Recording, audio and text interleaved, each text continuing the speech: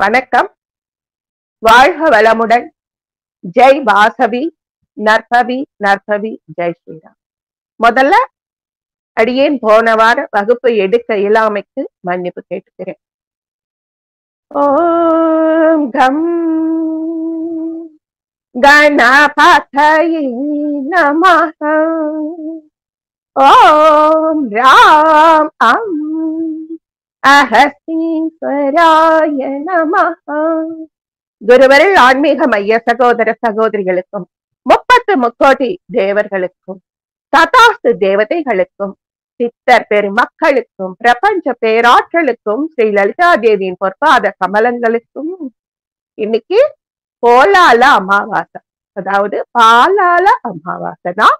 போலால அமாவாசை தெரிஞ்சிடுச்சு. பாலால அமாவாசை அப்படின்னா குழந்தை பிறப்புக்கு தாய் வீட்டிற்கு வரும் பெண். பாலால அமாவாசை. அந்த கௌரிக்கும் ஒரு வணக்கம். இன்னைக்கு ஒரு அற்புதமான நாள். மக நட்சத்திரம், குரோதி வருஷம், ஆவணி மாதம் 17ஆம் தேதி. அருமையான அமா சோமவாரம். வாய்ப்பு இருக்கிறவங்க நாங்கெல்லாம் அமா சோமவாரம்னா அரச மரம் வேப்ப மரத்தை 51 சுத்து 108 சுத்தி எல்லாம் சுத்தி இருக்கும். வாய்ப்பு இருக்கிறவங்க இப்படி அமா சோமவாரம் வந்தா சுத்தி அதனோட கதிர்வீச்சுகளை பயன்பெறலாம் வாங்கி. இன்னைக்கு பிள்ளையார்பட்டி கற்பக விநாயகர் வெள்ளி கேடயத்தில் பவனி. நிறைய நிறைய நிறைய விசேஷங்கள் நிறைஞ்ச அமாவாசை. ஈஸ்வரன் கணேச அவதாரம். கணேஸ்வரன், மகேஸ்வரன், நந்திகேஸ்வரன், சண்டிகேஸ்வரன், சனீஸ்வரன். மொத்தமே 5 ஈஸ்வரன் தான். ஒவ்வொருத்தர் ராவணேஸ்வரன்.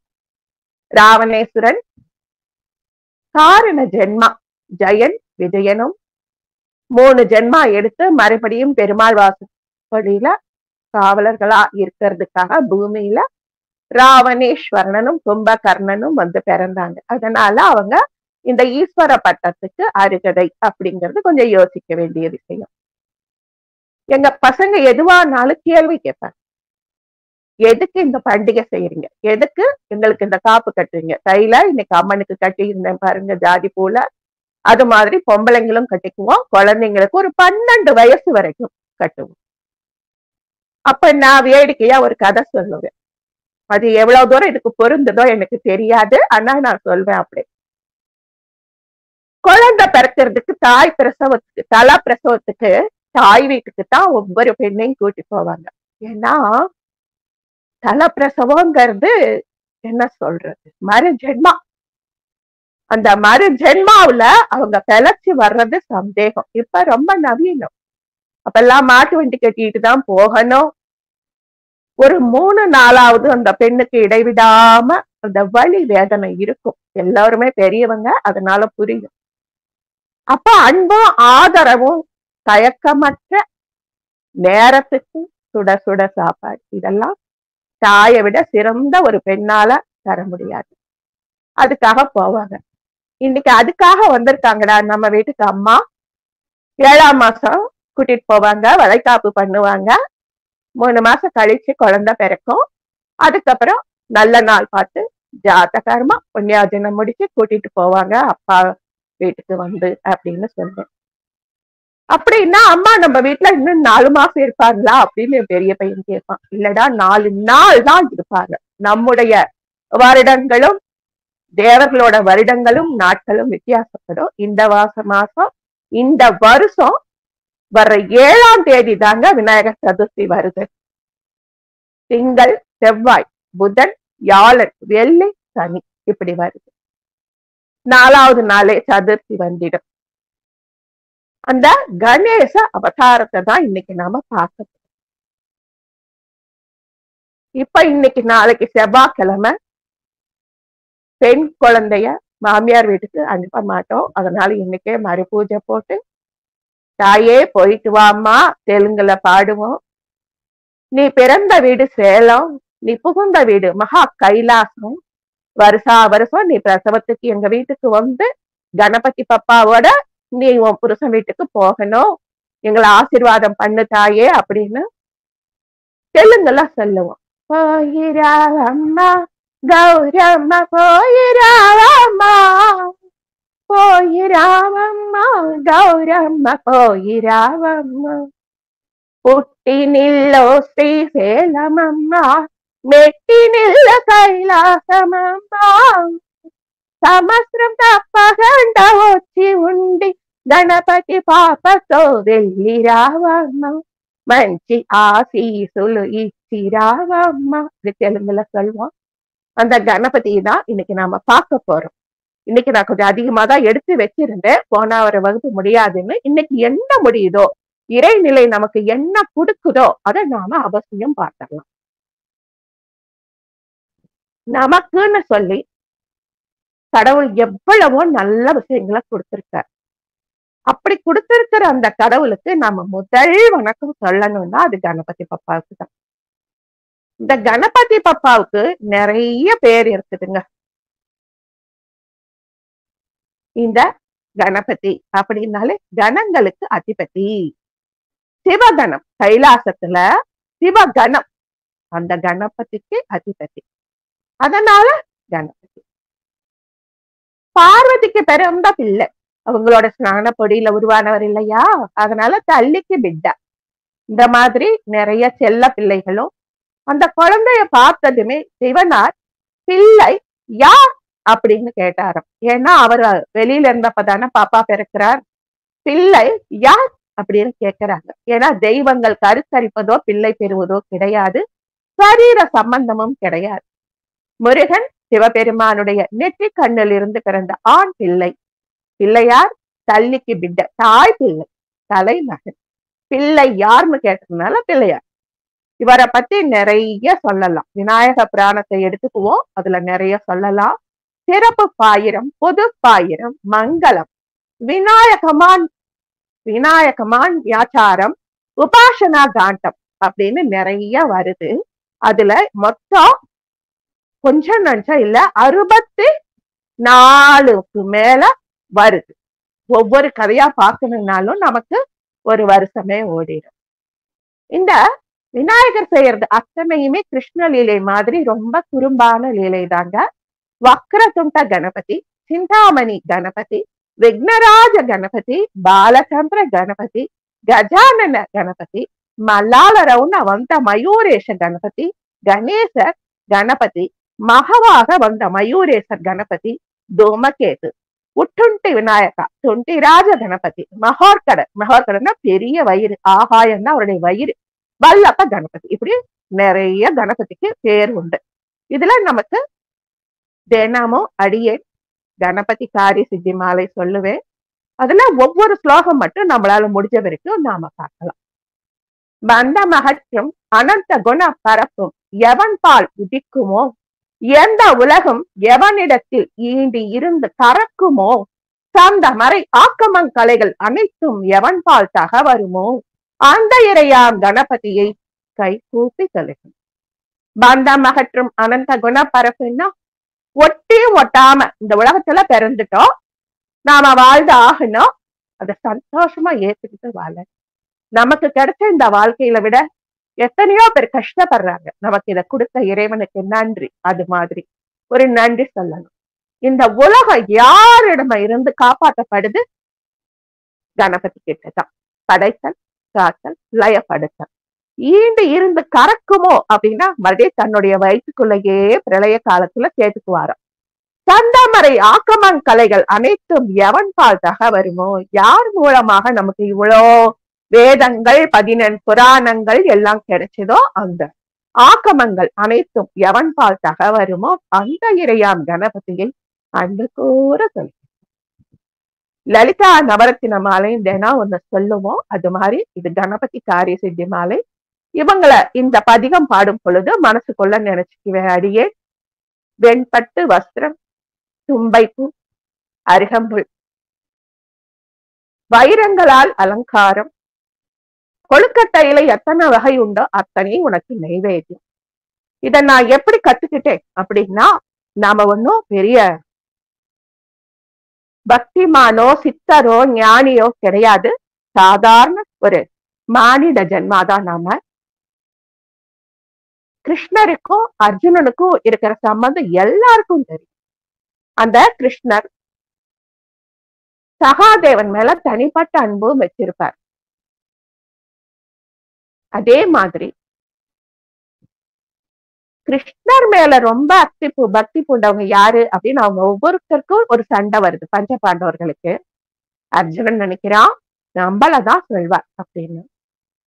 மனசுல கை வச்சு அந்த ஹிருதய கமலத்து மேல கை வச்சு யோசிக்கிற கிருஷ்ணர், இல்ல அர்ஜுனா, உன்னை விட பீமன் தான் சிறந்த பக்திமான். என்ன இப்படி சொல்றீங்க? நீங்களும் நானும் மாம மச்சா வரவு, எங்க போனாலும் உங்களுக்கு தொண்டு செய்ய உங்க கூடவே வரும். இங்க இருக்குது ஆணி, உங்களுக்கு தொண்டு செய்யறேன். அந்த வார்த்தை வரலாமா? வந்துரு. அப்படியா அப்படின்னு சொல்லி அவருடைய ஞான கண்ணை திறந்து விடுறார். பீமசேனன் நிக்கிறான் கை கூப்பி கஜாயுத்தோட, அப்படியே அந்த கஜா தோற்றத்தோட அந்த கதாயுதத்தோட நிக்கிறார். ஆச்சரியப்படுறான் அர்ஜுனன், எப்படி அப்படின்னு. அங்க பாரு அர்ஜுனா அப்படின்னா மலை அளவு நிர்மாலிய பூக்கள் ஒரு இடத்துல குமிஞ்சு கிடக்குது. அத மறுபடியும் இன்னும் கூடையில அள்ளி கொண்டு வந்து சேவகர்கள் கொட்டிட்டு இருக்கிறாங்க ஒரு நந்தவனத்துல. இத்தனையும் பீமசேனன் எனக்கு அர்ச்சனை பண்ண மலர்கள் அர்ஜுனா, இது எப்படி சாத்தியம்? அவனுக்கு சாப்பிடறதுக்கே பொழுது பத்தாது அப்படிங்கிற. அவன் போவான். அவன் ஒன்னும் பிரம்மச்சாரின்னு நான் சொல்ல மாட்டேன். அவனுக்கும் பத்தினிகள் உண்டு, உனக்கும் பத்தினிகள் உண்டு. அவன் உட்கார்ந்து உன்ன மாதிரி எல்லாம் பூஜை பண்ண மாட்டான். காலையில எந்திரிச்சு நித்தியானுச்சாரம் முடிச்சிட்டு சூரிய நமஸ்காரம் பண்ணிட்டு வெளியில சாப்பிடறதுக்கு முன்னாடி நந்தவனத்துக்கு வந்து பார்ப்பான். கோட்டி மலர்கள் பூத்திருக்கு. இத்தனையும் என் கிருஷ்ணன் என் பாதத்துக்கு சமர்ப்பணம். இந்த ஒரு வார்த்தை தான் மனசு பூர்த்தியா. நீ சொன்ன பாத்தியா தொண்டு செய்யறேன், அந்த வார்த்தை அவன் சொல்லல. கிருஷ்ணனுக்கு சமர்ப்பணம் அந்த ஒரே வார்த்தையில ஆயிடும். அப்படியே அர்ஜுனன் தலை குப்புற விழுந்து ஒரு பாதத்தை கெட்டியா பிடிச்சுக்கிறார். அது மாதிரி சகலமும் லலிதா தேவிக்கு சமர்ப்பணம் அப்படிங்கிற அந்த ஒரு வார்த்தையில இந்த உலகம் சூழலுது. அவங்கவுங்க இஷ்ட தெய்வத்தை அவங்கவுங்க சொல்லிக்கலாம். கணபதி, காரி சித்தி மாலை, விநாயகர் அகவல் எல்லாம் சொல்லணும்னு நினைச்ச வர்ற வாரம் பார்த்துக்கலாம். உலகம் முழுதும் நீக்கமர ஒன்றாய் நிற்கும் பொருள் எவன், அந்த உலகிற் பிறங்கும் விகாரங்கள் ஊராத மேலாம் ஒளியாவன், உலகம் புரியும் வினைப்பை நீ ஊட்டும் கலைக்கண் எவனோ, அந்த உலக முதலை கணபதியை உவந்து சரணமடையணும். இந்த செய்யல அடியேன் சொல்லும் பொழுது கணபதிக்கு நீல வண்ண வஸ்திரங்களை சாத்தி, மனசுக்குள்ள நீலவர்ண கற்களால் அலங்கரிக்கப்பட்ட ஆபரணங்களை சாற்றி, ஜெம்பு நேரேடி பண்டுன்னு சொல்லுவோம், அதாவது பெரிய நாவல் பழம், அதையும் வன்னி பத்திரங்களையும். வன்னி மர விநாயகர் ரொம்ப விசேஷம். நாம ஒரு தரம் பார்த்திருக்கோம் போன வருஷம். பிரிச்சிண்டி மகரிஷி வன்னி மந்தாரை அந்த சாபம் வந்து அவங்க மரங்களா இருக்காங்க. மந்தார மரத்துக்கு கீழையும் வன்னிக்கு கீழையும் கணபதி இருந்தா அது ரொம்ப விசேஷம். ஏன்னா வன்னி மரம் அயன், இரும்பு சத்து கொண்டது. அவங்களுக்கு சமர்ப்பணம் பண்ணி மனசுக்குள்ள நினைச்சுக்கிறேன். நம்ம உச்சி பிள்ளைய அங்க மெட்டி கணபதினு ஒரு கணபதி இருக்கார் சிலையா, சுதை சிற்பமா. பிரம்மனோட மானச புத்திரிகளான சித்தி புத்தி ரெண்டு பேர்த்துக்கும் கல்யாணம் முடிச்சுட்டு நம்ம பிரம்மனோட புதல்விகளான சித்திக்கும் புத்திக்கும் கால மெட்டி போடுறா அப்படி ஒரு சிற்பம், சுதை சிற்பம் அங்க இருக்கான். திருச்சிக்காரங்களுக்கு தெரியலாம், அடியேனும் பார்த்ததில்லை. அங்க அந்த மெட்டி கணபதி இமேஜும் இன்னைக்கு அனுப்புனேன். அம்மா கைக்கு போய் சேர்ந்ததோ இல்லையோ அதையும் நான் இன்னைக்கு கவனிக்கல. அது இருந்தா அதையும் பார்க்கலாம். நாம எல்லா புராணங்களுக்கும் மூல புராணம் மார்க்கண்டேய புராணம். அதுல இருந்துதான் 18 புராணங்கள் வந்தது. அந்த 18 புராணங்கள்லையும் சிறப்பானது கணபதி புராணம். நமக்கு தான் பிள்ளையார் பிரம்மச்சாரி. வடக்குல போன வாரமே சொன்னேன். சித்தி புத்தின்னு 2 பொண்டாட்டி, லாபா சுபான்னு 2 பசங்க, சந்தோஷி மாதான்னு ஒரு பொண்ணு. அப்படி அந்த மாதிரி இந்த விநாயகரை பத்தி நிறைய செவிவழி கதைகள் இருக்கு. ஸ்ரீ விநாயக புராணம் அது சொல்லுது, அங்கிங்க நாதப்படி எங்கும் வியாபித்திருக்கும் ஓம் எனும் ஓங்கார வடிவமே ஸ்ரீ விநாயக பெருமான். இப்ப அடியேன் சொன்னா அப்படி தெய்வங்கள் சரீர சம்பந்தம் கிடையாது, கருத்தரிப்பதும் கிடையாது. ஒரு புராணம் என்ன சொல்லுதுன்னா, தேவி குளிக்கும் மஞ்சள்ல கணபதி உருவம் செஞ்சு பால கணபதி அவதாரம் எடுத்தார்னு சொல்லுது. இன்னொரு புராணம் என்ன சொல்லுது? 14 புராணங்கள்ல கைலாசம் அப்படின்னா நாம நினைக்கிற இந்த உலகம் மாதிரி கிடையாதுங்க. கைலாசம் இந்த பூமியில இருக்கிற கைலாசமும் கிடையாதுங்க. நிஜ கைலாசம் அங்க 14 கோடி அண்டங்களை தாண்டி இருக்கு. இப்பதான் ஒவ்வொரு கண்டமா எல்லாம் கண்டுபிடிச்சிட்டு இருக்காங்க. பூமியிலயோ ஆழ்கடல்லையோ இருக்கிற அற்புதங்களையே நம்மளால கண்டுபிடிக்க முடியாத சாதாரண மானுட ஜென்மா நாம. அதுக்கு இதுக்கு ராக்கெட் விட்டு அங்க மனிதர்கள் வாழ இடம் இருக்கா, உயிர்கள் வாழ தண்ணி இருக்கா அப்படின்னு சொல்லி விண்வெளி ஓடம்னு வச்சு அங்கேயே தங்கி இருந்து திரும்பி வர வழி தெரியாம அதையும் குப்பை கூலமா பண்ணிட்டு இருக்காங்க. ஆனா நம்முடைய சித்தர்கள் அந்த காலத்திலேயே இருந்த இடத்துல இருந்து 14 கோடி அண்டங்கள் அப்படின்னு எப்படி கணிச்சாங்க? அதுதான் சித்தர்களின் சித்தம், அதுதான் ஞானம். நாம நினைக்கிற அப்படி கிழக்குல சூரியன் உதிச்சு மேற்குல மறைவது கிடையாது. ஒரு தடவை அடியேன்னு சொல்லியிருக்கேன். சூரியன் நிலையா இருக்காரு, பூமி சுத்துது, அதுலதான் இரவும் பகலும் வருது அப்படின்னு. என்னைக்காவது சூரியன் மேற்குல உதிச்சா அன்னைக்கு பேச்சு கேட்கிறப்போ அப்படின்னு ரொம்ப யதார்த்தமா விளையாட்டா பேசுவோம். ஆனா சித்தர்கள் அணுவிலும் அணுவா தன்னுடைய உடம்பை குறுக்கி லகுவாக்கி அஷ்டமா சித்திகளை உபயோகப்படுத்தி இந்த பூமி பந்தை விட்டு வெளியேறினாங்க. பூமிக்கு எந்தவித சேதாரமும் கொடுக்கல. பால்வெளி மண்டலம் சொல்லக்கூடிய ஆகாயத்தையும் அவங்க மாசுபடுத்தல.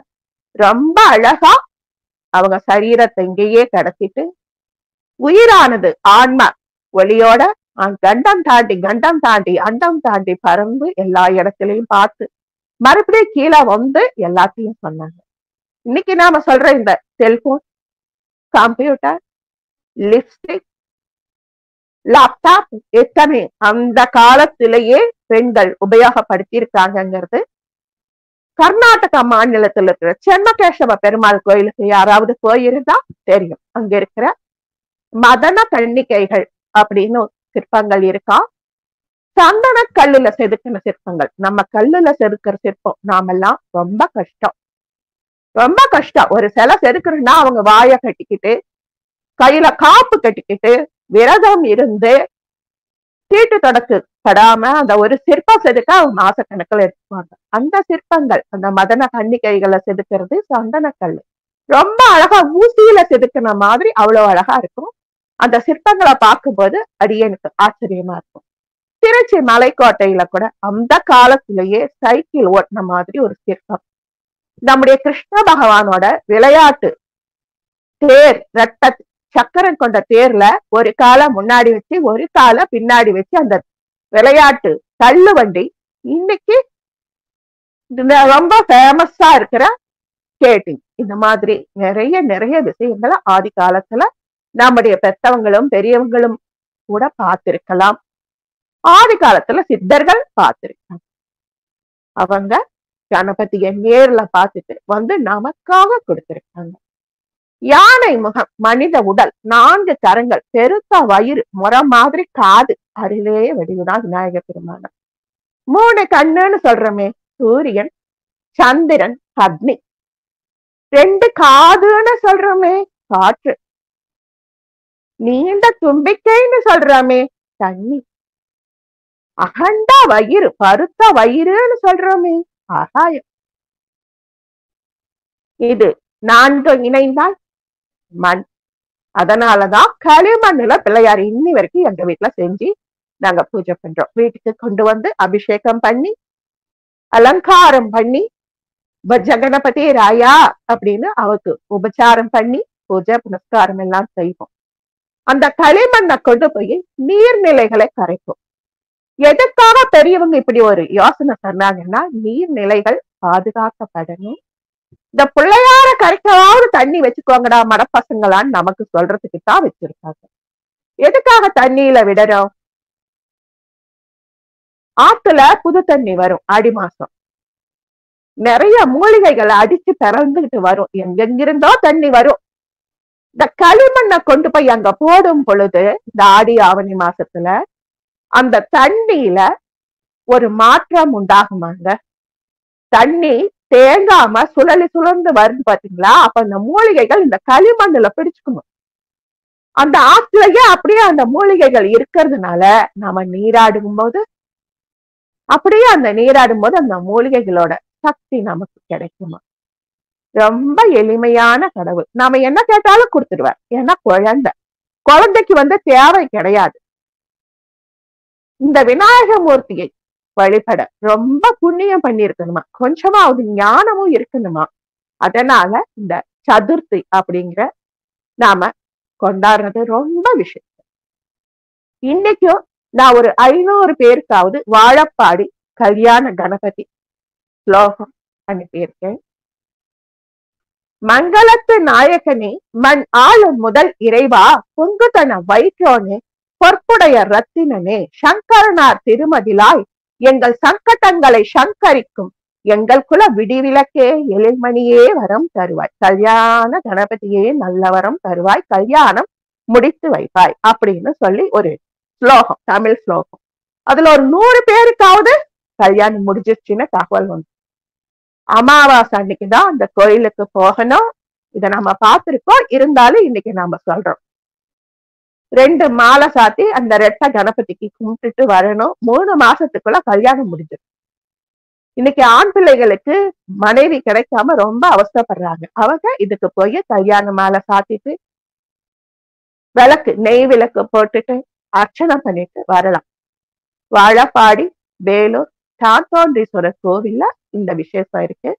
அந்த தாந்தோன்றீஸ்வரர் கோவில்ல இருக்கிற சிவலிங்கத்துல நமக்கு என்ன தெய்வம் ரொம்ப விருப்பமோ அந்த தெய்வத்தை நாம கண்கூட பார்க்கலாம். இதுவும் நம்முடைய சித்தர்களோட அருளால நமக்கு இது கிடைக்குது. இப்படி நிறைய விசேஷங்கள், நிறைய அனுஷ்டானங்கள், நிறைய கதைகள் எல்லாமே இருக்கு. ரொம்ப முக்கியமான கதை அப்படின்னா வேதவியாசர் தான். வேதவியாசர் யாரு? மச்சகந்தியான பரிமளகந்தியான ஓடக்கார பெண்ணுக்கும் பராசர பட்டருக்கும் பிறந்த வேதவியாசர் மகாபாரதத்தை எழுத வர. அதுக்குத்தான் அவர் அவதாரம் பண்றாரு. அப்படி அவதாரம் பண்ணி அவர் எழுதும் பொழுது அவருடைய சொற்றொடரை புரிந்து எழுத ஒரு மாணாக்கன் வேணும்னு கணபதியை தேர்ந்தெடுக்கிறாரு. கணபதி ரொம்ப ரொம்ப ரொம்ப சீக்கிரமா எழுத ஆரம்பிச்சுட்டாரு. இவர் இவ்வளவு சீக்கிரமா எழுதுனா நம்மளால எப்படி சொல்றது அப்படின்னு சொல்லிட்டு இவர் சொல்றாரு, கணபதி நான் ஒரு ஸ்லோகம் சொன்னா அதோட பொருளை புரிஞ்சுக்கிட்டு அதுக்கப்புறம் தான் நீ எழுதணும். சரி அப்படின்னு சொல்றார். அதனால ஒரு ஸ்லோகத்தை சொல்லிட்டு கணபதி அதை யோசித்து பதம் பிரித்து பொருள் விளங்கி எழுதுவதற்குள்ள வியாசர் மற்றொரு ஸ்லோகத்தை மனசுல உருவாக்கிடுவாராம். அப்படி எழுதிக்கிட்டே வராங்க. 2 பேருக்கும் போட்டி ஆகுது. எழுதுகோள் மயில் இறகுல தான் எழுதுகோள் உடச்சு போச்சு. தன்னுடைய தந்தத்தையா உடச்சு எழுத ஆரம்பிச்சுட்டார் தியாகி. அது மாதிரி சொல்வாங்க. நாம போன வருஷம் பிரிச்சுண்டி மகரிஷியை பார்த்திருக்கோம். இருந்தாலும் இப்ப அவரை பத்தி ஒரு சில வார்த்தைகள் சொல்ல வேண்டிய ஒரு கடமை. பிரிச்சுண்டி மகரிஷி ஒரு வேடன், காட்டுல வேட்டையாடி பிழைக்கிறாங்க. அப்படி பிழைச்ச காலத்துல ஒரு தடவை பசி பஞ்சம் அண்டுது. இப்படி பசி பஞ்சம் அண்டுதே, என்ன பண்றது அப்படின்னு சொல்லிட்டு ஒன்னும் புரியல. நீர்நிலைகள் வத்தி போகுது. எந்த காலத்திலயுமேங்க நல்ல செயல்களை செஞ்சா அதுக்கான பலன் உடனே கிடைக்கும். கெட்ட செயல்கள் ஏதாவது செஞ்சா அதோட பலன் கை மேல அப்பவே கிடைச்சிடும். எதையும் விளைவிக்காம வேட்டையாடியே புசிச்சு ஒரு நல்ல கர்மாவை செய்யாம அவங்க செஞ்சதுனால நீர்நிலைகள் வத்தி போயிடுச்சு. பறவைகளும் விலங்குகளும் வேற காட்டுக்குள்ளார போயிடுச்சு. இந்த பிரிச்சுண்டி மகரிஷர் பிரிச்சுண்டின்னு இன்னும் பேர் வரல. அந்த வேடன் வழிப்பறி கொள்ளையில ஈடுபடுறார். முற்கள முனிவர் அவங்க பக்கமா வர, அவர்கிட்ட ஏதாவது இருக்குன்னு கொள்ளையடிக்கலான்னு இந்த வேடன் போக, என்ன வேணும் முற்கள மகிழ்ச்சி கேட்கிறார். உங்ககிட்ட என்ன இருக்கோ அதெல்லாம் கொடுத்துடு. ஆழ்ந்த ஒரு பார்வை நயன தீட்சை கொடுக்கிற. இந்த கண்களும் சந்திக்கும் பொழுதுதான் நயன தீட்சை கிடைக்குது. கையில இருந்த கொலைக்கருவிகள் கீழே விழ கை கூப்பி நிற்கிறார் வேடன். என்ன வேணும்? நான் தெரியாம வழிப்பறி கொள்ளையில ஈடுபட்டுட்டு என்ன மன்னிச்சு ஆசீர்வாதம் பண்ணுங்க. இது பூர்வ ஜென்ம கர்மா புண்ணிய. அவர் கையில ஒரு குச்சி வச்சிருக்கிறார் முற்கள மகிழ்ச்சி. அவங்க யாரையும் துன்புறுத்த மாட்டாங்க. விலங்குகள் வந்தாலோ இந்த மாதிரி கொள்ளையர்கள் வந்தாலோ சும்மா மிரட்டி பார்க்க ஒரு குச்சி வச்சிருப்பாங்க. ஒரு காஞ்சி போன மரக்குச்சி இருக்கு. இந்தா இத பிடி. முற்கள மகரிஷி வேடுவனுக்கு தரார். என்ன இது? காஞ்சி போன மரக்குச்சி. இந்த மரக்குச்சி வா அப்படின்னு கூட்டிட்டு போய் ஒரு புனிதமான இடத்த, ஒரு வன்னி மரத்துக்கு கீழே, ஒரு நல்ல வில்வ மரத்துக்கு கீழே, இந்த மாதிரி பஞ்ச வில்வ தலங்கள் இருக்கிற ஒரு ஆரண்யத்துக்கு கூட்டிட்டு போய் அவரை உட்கார வச்சு அந்த காஞ்சி போன மரக்குச்சி நட்டு தண்ணி ஊத்தி மஞ்சள் குங்குமம் மலர்களை சாத்தி இது முன்னாடி உட்கார்ந்து நான் சொல்ற மந்திரத்தை நீ சொல்லணும். சரி சொல்ற. ஓம் கம் கணபதயே நமஹ. ரொம்ப விசேஷம். இந்த ஒரே ஒரு சொல்லும் பொழுது உலகத்துல இருக்கிற அத்தனை கோடி மந்திரங்களையும் நாம உச்சரித்த பலன் கிடைக்கும். ராமாயணத்தை எழுதின வால்மீகி மகரிஷியோட இயற்பெயர் வான்மீக முனிவர். ஏன்னா அவர் தவம் பண்ணி அவர் மேல புத்து கட்டிக்கிச்சு. வன்மீக முனிவர் தான் வால்மீக முனிவர். அவருக்காவது ராமநாமம் வாயில நுழையில நாரத மகரிஷி ஒரு மரத்தை காட்டி இது என்ன அப்படின்னு கேட்கிறார். மரம் அப்படிங்கிறார். இன்னொரு தடவை சொல்லு மரம். சொல்லிக்கிட்டே இரு. மரம் மரம் மரம் மரம் அப்படியே ராமா. இதையே சொல்லிக்கிட்டே இரு. இப்படி மந்திர உபதேசம் நடந்தது. இந்த வேடனுக்கு முற்கள மகரிஷியோட நயன தீட்சை காரணமா கணபதி மந்திரம் ரொம்ப எளிமையா கைகூடும். அவர் பாட்டிக்கு அந்த காஞ்சி போன மரக்குச்சிக்கிட்டே உட்காந்துட்டாரு. வீடு வாசல் எல்லாம் மறந்துட்டார். பசிதாகம் கிடையாது. ஓம் கம் கணபதயே நமஹ. எத்தனை வருடங்கள் ஜெபிச்சாரோ, எத்தனை முறை ஜெபிச்சாரோ அவருக்கே தெரியல. அப்படியே அந்த காஞ்சி போன மரக்குச்சியில இருந்து துளிர் விடு.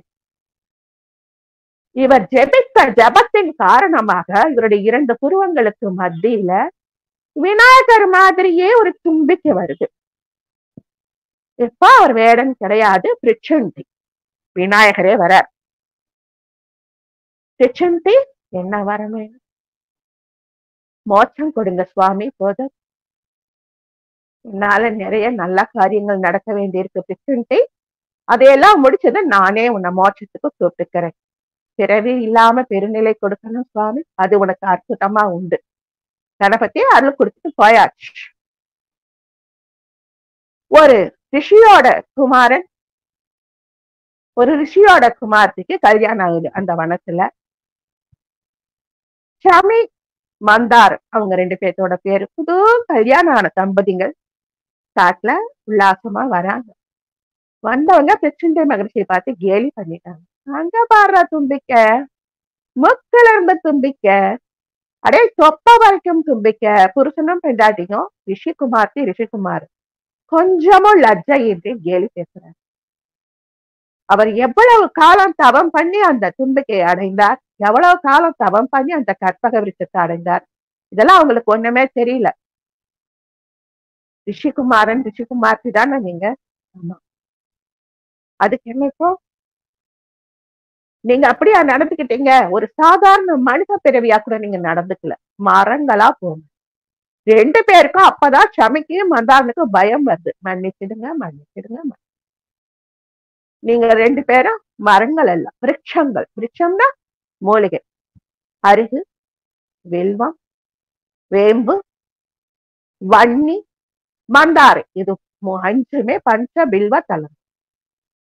சமி நீ வன்னி மரமா இரு. மந்தாரா நீ மந்தார மரமா இரு. உங்களுக்கு கீழே என்னைக்கு கணபதி உட்கார்றாரோ அன்னைக்குதான் சாப விமோசனம்.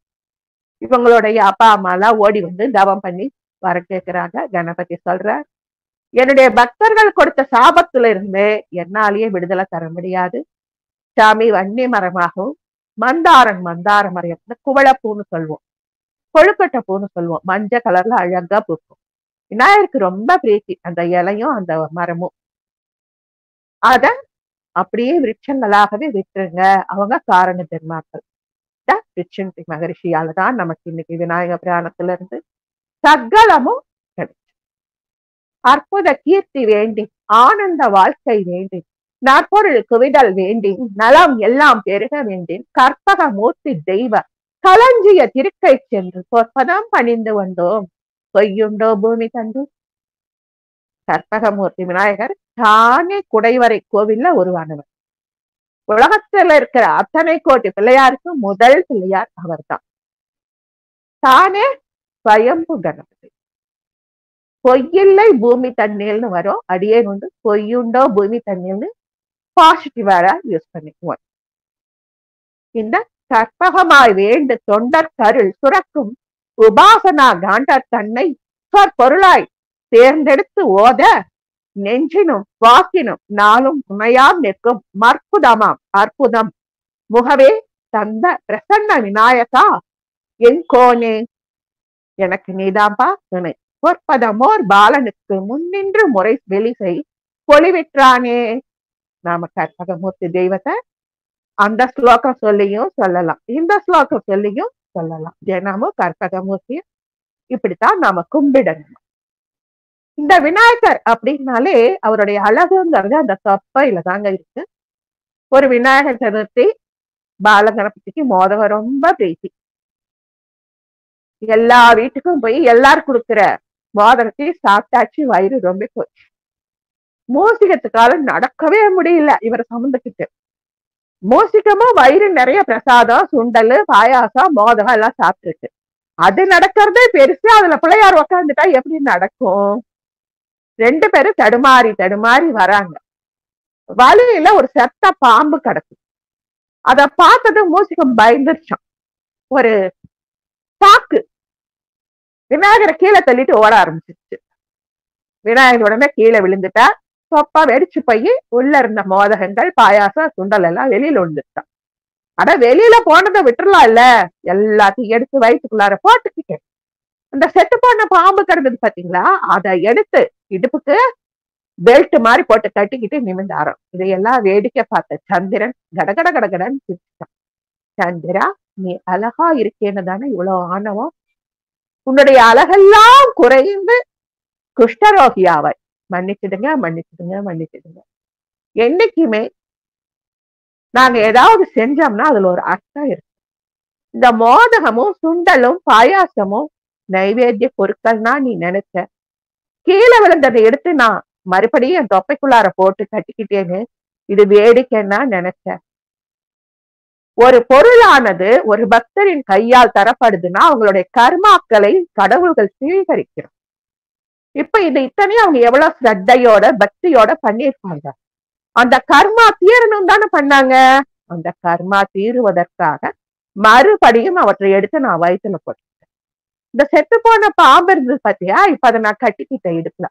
இனிமே அது எனக்கு நாகாபரணம் உதரபந்தனம் ஆயிடும், அதுக்கும் உயிர் வந்துடும். சந்திரன் மன்னிப்பு கேட்டு தவம் இருக்கிறான். சிவனிடம் போய் மன்னிப்பு கேளு எங்க அப்பா கிட்ட.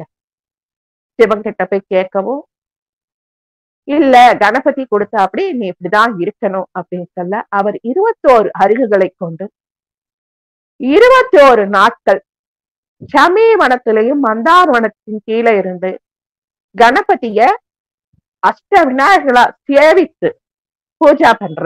அந்த பூஜா பலனால கணபதி மறுபடியும் காட்சி கொடுத்து, சரி நீ வந்து எங்க அப்பாவோட சிகையில இருக்கிறாரு, என்னுடைய சிகையிலும் இனிமே இருக்க. ஆனா மாசத்துல 15 நாள் தேய்ந்து மாசத்துல 15 நாள் வளர்ற. என்னைக்கு யாரு இந்த சதுர்த்தி நாள்ல உன்னை பாக்குறாங்களோ அவங்களுக்கு கஷ்டம் உண்டாகும். சந்திரன் விட்டா போதுன்னு ஓடிட்டான். நம்ம கிருஷ்ணர் இருக்காரு, அவர் லீலா வினோதர். கடவுள்கள் எது செஞ்சாலும் நமக்கு ஒரு கதை மூலமாக படிப்பினை தரத்தான் அந்த கதைகள். அஷ்டமதிசிகள் பொர்வட்டில், அதாவது தங்க தட்டுல சாப்பாடு உட்கார்ந்து சாப்பிடுறாங்க நிலாச்சோறு. பௌர்ணமி அன்னைக்கு மட்டும்தான் நிலாச்சோறு சாப்பிடலாம், 3ஆம் பேர் அன்னைக்கு சாப்பிடலாம். இவங்க 4ஆம் பேர் அன்னைக்கு உட்கார்ந்தாங்க. உட்காரலாமா? உட்கார்ந்துட்டாங்க. தங்க தட்டு 4ஆம் பேரை சந்திரன் தட்டுல பட்டான். கிருஷ்ணர் அதை பார்த்துட்டார். தப்பில்லையா? அந்த பாதகம் அவரை சூழ்ந்தது. மறுநாள் காலையில எந்திரிக்கும் பொழுது அவருக்கு திருட்டு பட்டம் வந்துருச்சு. சமந்தக மணியை என்கிட்ட கொடுத்துரு, தனியால் வச்சுக்க வேண்டாம் அப்படின்னு இவர் போய் அந்த ராஜா கிட்ட கேட்க, அவன் சமந்தகமணி ஒரு நாளைக்கு 20 தோலா தங்கம் தருது, உனக்கே நான் தருவானேன் தரமாட்டேன்னு சொல்ல, அந்த கதை அப்படியே தொடர்ந்து கிருஷ்ணர் அந்த சமந்தகமணிய திருடிட்டார் அப்படிங்கிற பேர் வருது. உண்மையில நடந்தது. சத்யபாமாவோட தந்தை சமந்தகமணி வச்சிருக்கிறாரு. சத்யபாமாவோட சித்தப்பா அந்த சமந்தகமணியை திருடிட்டு கழுத்துல போட்டுட்டு காட்டுக்கு வேட்டையாட போறாரு. அவரை ஒரு சிங்கம் அடிச்சு கொன்னு சாப்பிட்டுருச்சு. சமந்தகமணி அப்படியே கிடக்குது. ஜாம்பவந்தன் சிரஞ்சீவி, 7 சிரஞ்சீவிகள ஜாம்பவந்தன் கரடி, ராமாயணத்துல ராமருக்கு உதவி பண்ணவர், அந்த மணியை எடுத்துட்டு போய் தன்னுடைய மகளான சத்யபாமைக்கு கொடுக்கிறார். மன்னிச்சிடுங்க, ஜாம்பவதிக்கு கொடுக்கிறார். ஜாம்பவதிக்கு அவன் வாங்கி கழுத்துல போட்டுக்கிட்டு பூஜை பண்ணிக்கிட்டு விளையாட்டுத்தனமா இருக்கான். ஏன்னா ஒரு கரடி வளர்த்த பெண்ணுக்கு அந்த மணியோட பாதுகாப்பை பத்தியோ பூஜை புனஸ்காரங்கள் பத்தியோ தெரியல. கிருஷ்ணர் நீ என்னுடைய தம்பிய கொன்னுட்ட, சமந்தகமணிய அபரிச்சுட்ட அப்படின்னு சத்யபாமையோட அப்பா குற்றம் சாட்ட, இதை நான் நிரூபிக்கிறேன், இதெல்லாம் 4ஆம் பிறையை பார்த்த பலன். சந்திராஷ்டமத்தன்னைக்கும் சந்திரனை பார்க்க கூடாது, 4ஆம் பிறை அன்னைக்கும் சந்திரனை பார்க்க கூடாது.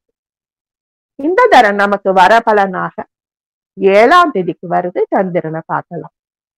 கிருஷ்ணர் காட்டுக்குள்ளார போறாரு, வழித்தடங்கள் எல்லாம் பாக்குறாரு. சிங்கத்தோட தடம், கரடியோட தடம் எல்லாம் அப்படியே பின்பற்றி போனா ஒரு குகை இருக்கு. ஜாம்பவந்தனும் ஜாம்பவந்தியும் அங்க இருக்காங்க. ஜாம்பவந்தனுக்கு பூர்வ ஜென்ம வாசனையால இந்த சமந்தகமணி பூஜா பொருள்னு புரியுது. அதை வச்சு பூஜை பண்ணிட்டு இருக்காரு. ஜாம்பவதி வேடிக்கை பார்த்துட்டு இருக்கா. கிருஷ்ணர் உள்ள போய், ஏ கரடி ராஜா வணக்கம், யார் நீ, எப்படி என்ன கேட்காம என் குகைக்குள்ளார நுழைஞ்ச, என் பொண்ணையும் இந்த மணியை அபகரிச்சுட்டு போலான்னு நினைச்சியா? ஜாம்பவந்தா, இந்த மணி உனக்கு எப்படி கிடைச்சது? காட்டுல கிடைச்சது. யார் கொடுத்தா? நானே எடுத்துட்டேன். அடுத்த பொருளை எடுத்துக்கலாமா? இப்ப என்ன, நீ இந்த மணிக்காக தான் வந்தியா? ஆமா. 7 நாள் குகைக்குள்ளார கிருஷ்ணரும் ஜாம்பவந்தனும் சண்டை போடுறாங்க. ஏன் போடுறாங்க? ராமாயண காலத்துல ராமனோட வீரியத்தையும் தைரியத்தையும் சௌரியத்தையும் பார்த்த ஜாம்பவந்தனுக்கு இந்த ராமனை கட்டுப்பிடிச்சு ஒரு மல்யுத்தம் பண்ணணும் ஒரு ஆசை வந்துச்சு. வரலாமோ? வந்துச்சு. இந்த ஜென்மாவில ஜாம்பவந்தனா அப்படியே இருந்து ராமனே கிருஷ்ணனா பிறந்திருக்காங்கிறத மறந்து கட்டி பிடிச்சு சண்டை போடும் பொழுது ஞானோதயம் ஏற்பட்டு கால்ல விழுந்து பணிந்து சமந்தகமணியையும் ஜாம்பவந்தியும் கல்யாணம் பண்ணி கொடுக்கிறார். அதனால எல்லாருக்கும் தெரிய வேண்டியது, 4ஆம் பிறை சந்திரனை பார்த்தா அதுக்கும் ஸ்லோகம் இருக்கு. அடுத்த வாரம் அதை நான் எழுதி வச்சுட்டு சொல்றேன். இந்த விநாயகருக்கு நாம என்னென்ன பூஜா பொருட்களை உபயோகம் பண்ணலாம்? 12 வகையான நாமாக்கள் அவருக்கு இருக்கு. மகோர்கட, தூமகேசு, கணேசன், கொஞ்ச நேரத்துக்கு முன்னாடி பார்த்தோமே, அத்தனை வகையான நாமங்களும் அவருக்கு சாப்பிட வேண்டிய பத்ரங்கள் 21 பத்ரங்கள், 21 புஷ்பங்கள், அருகம்புல், முல்லை, கரிசலாங்கண்ணி, வில்வம், இளந்த இலை, வன்னி இலை, ஊமத்த இலை, கண்டங்கத்திரி இலை, செவ்வரளி இலை, எருக்க நிலை ரொம்ப விசேஷம், மருத இலை, மாதுளை இலை, விஷ்ணு கிராந்தி இலை. விஷ்ணு கிராந்தின்னா இந்த கொடிமல்லியை தான் சொல்லுவாங்க. அகத்திக்கீரைய ரொம்ப பிடிக்குமா. தவனம், தேவதாரு, மறிக்கொழுந்து, ஜாதி மல்லி இலை, ஞாயிறு ரொம்ப இஷ்டங்க. எங்களுக்கு வருஷா வருஷம் கிடைச்சிடும். அந்த ஞாயிறு இலைய நாங்க கையில காப்பு கட்டுறோம் பாத்தீங்களா, தோரணம், அதுல இணைச்சு கட்டிக்குவோம். அம்பிகைக்கும் கட்டி விட்டுருவோம். அரச இலை, தாழை இலை, தாழை பூ யூஸ் பண்றோம். தாழை இலைய உபயோகம் பண்ணி அர்ச்சனை பண்ணலாமா. புஷ்பங்கள் புன்னை, மந்தாரை, மகிழம்பூ, பாதிரிப்பூ. பாதிரிப்பூ ரொம்ப அழகா குட்டியூண்டு இருக்கும். பார்வதி தேவிக்கு அவ்வளோ இஷ்டம். செம்பைப்பூ, முல்லை, ஊமத்தை, கண்டங்கத்திரி, செவ்வரளி, எருக்கம் பூ, செங்கழு நீர் பூ, மாதுளம்பூ ரொம்ப பிரியம், வில்வப்பூ, குருந்தை பூ, சம்பங்கி பூ, பவள மல்லி, செண்பகம், ஜாதி மல்லி, மாம்பூ, ஒன்றைப்பூ, தாளைப்பூ. இந்த பவள மல்லி இருக்கு, அதுக்குன்னு கூட ஒரு விசேஷம் இருக்கு. ஒரு 3 நிமிஷம் சொல்லிடலாம். இந்த பவள மல்லி தேவலாவத்துல இருந்து வந்த புஷ்பமா. இந்த பவள மல்லிய நாம பறிக்க மாட்டோம். என்ன பண்ணுவோம்னா, அது சுத்தமா காலையில எந்திரிச்சு அது யார் வீட்டுல இருக்கோ அவங்க அத சுத்தம் பண்ணி செடி அந்த மரத்துக்கு கீழே சுத்தம் பண்ணி அழகா சாணம் கலந்த தண்ணீர், சாணம் கிடைக்கலன்னா மஞ்சள் கலந்த நீரால தெளிச்சு கோலம் போட்டு தயாரா வைப்பாங்களாம். ஹனுமன் தினமும் இரவானால் அந்த பவளமல்லி மரத்துக்கு கீழே உட்கார்ந்து ராமநாமம் சொல்வாராம். அப்ப அந்த பவளமல்லி மலர்கள் எல்லாம் அவருக்கு அபிஷேகம் பண்றாப்படி சொரியுமா. மறுநாள் காலை அந்த பவளமல்லி பூக்களை நாம கால் படாம கைகளால் பொறுக்கி எடுத்துட்டு அவருக்கு நாம ராமனுக்கு சாத்தலாம். உலகம் முழுதும் நீக்கமர ஒன்றாய் நிற்கும் பொருள் எவன், அந்த உலகில் பிறக்கும் விவகாரங்கள் ஊராத மேலா மொழியாவன், உலகம் புரியும் வினைப்பயனை ஊட்டும் கலைக்கண் எவனோ அந்த உலக முதலை கணபதியை சரணமடையும். இந்த உலகம் யார் மூலமா தோணுச்சு? கணபதி மூலமா. இந்த உலகத்துல நாமெல்லாம் இருக்கோமே, நாமெல்லாம் யாரு? ஈஸ்வரனோட பிள்ளைகள். இந்த நாம பேசுறோமே, அந்த பேச்சு யார் கொடுக்குது? கணபதி. கேட்கறது கணபதி, நினைக்கிறது கணபதி, பாடுறது கணபதி, உண்ணும் உணவு கணபதி. அப்படி எல்லாமே கணபதியா இருந்தோம். நாம செய்யற செயல்கள்ல கர்மாவை அவங்க ஸ்வீகரித்தாலும் விகாரங்கள் ஊராத மேலா ஒளியாவன். நாம பண்ணின தப்ப அவர் ஸ்வீகரிச்சு மன்னித்தாலும் அந்த தப்பால கணபதிக்கு எதுவும் ஆகாதான். இந்த உலகம் புரியும் வினைப்பயனை ஊட்டும் கலைக்கண் எவனோ, நாம போன ஜென்மாவில பண்ணின கர்மாவை, சஞ்சித கர்மாவா மூலாதார கணபதியா இருந்து நமக்கு ஊற்றவர் அவர் தான். அந்த உலக முதலை கணபதியை சரணமடைகின்றோம். இந்த 2 கணபதிக்காரி சித்தி மாலையில 2 பாட்டு பார்த்திருக்கோம். இன்னும் 7 பாட்டு இருக்கு. அத வர்ற வாரம் நாம அவசியம் பார்க்கலாம். 8:45 ஆயிடுச்சுப்பா. இன்னைக்கு நானும் சீக்கிரமா முடிச்சுக்கிறேன். நிறைய கதைகள் வச்சிருந்தேன். கிடைச்ச வரைக்கும் இயன்றவரை, அடியேனால் இயன்றவரை பகிர்ந்தேன். போது குற்றம் இருந்தால் மன்னிக்கவும். வாழ்க வளமுடன். ஜெய் வாசவி. நற்பவி நற்பவி. ஜெய் ஸ்ரீராம்.